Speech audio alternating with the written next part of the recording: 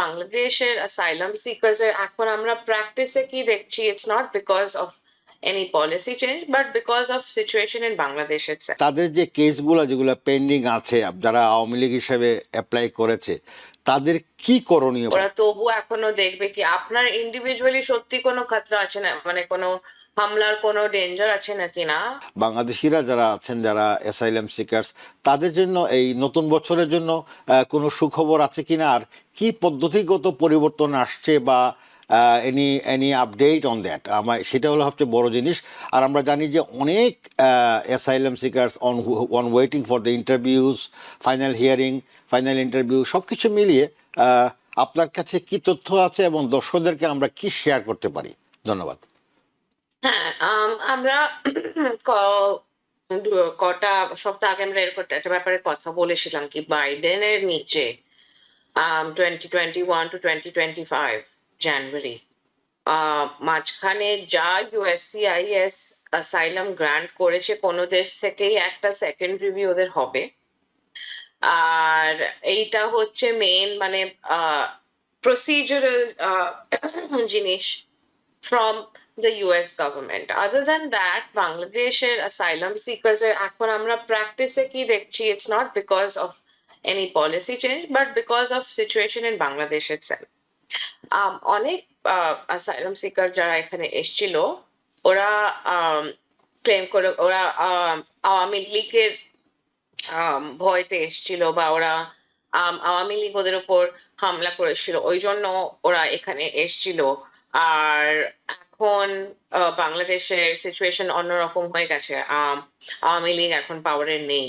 তো আমরা প্র্যাকটিসে কি দেখছি কি অনেক অ্যাসাইলাম সিকার যারা অনেক মানে বছর আগে ওরা অ্যাপ্লাই করেছে, ওদের এখন অ্যাসাইলাম ক্লেমটা ইট ইজ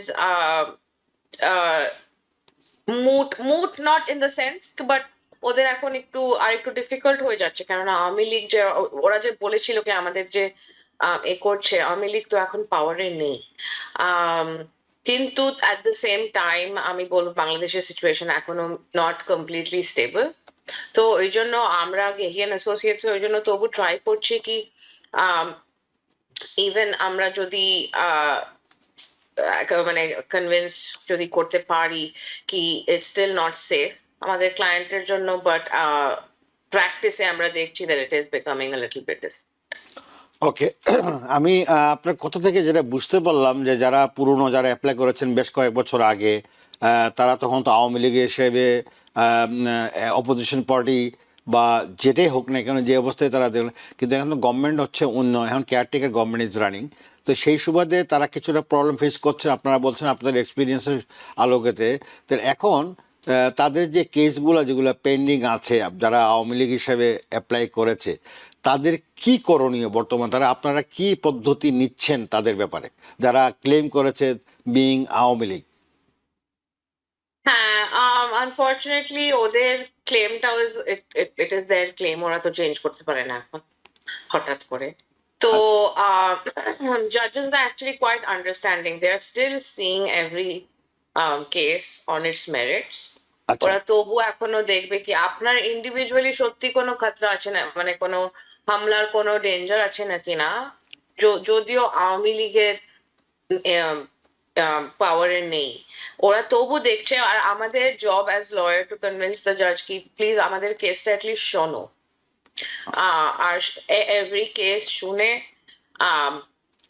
আপনি ডিসাইড করুন কি করা যায়।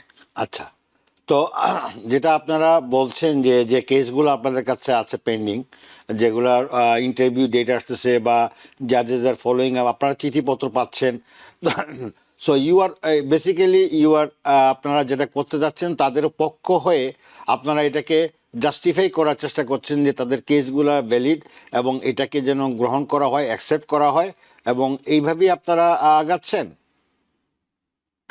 হ্যাঁ, obviously every case is different. কোনো কোনো কেসে সত্যি একটা প্রবলেম আছে যেটা জাস্ট বিকজ হাসিনা পাওয়ারে নেই ডাজন্ট মিন চলে গেছে, প্রবলেমটা চলে গেছে। এরকম সিচুয়েশনও হতে পারে, বাট ওটাই আর কি, it really depends upon every individual case.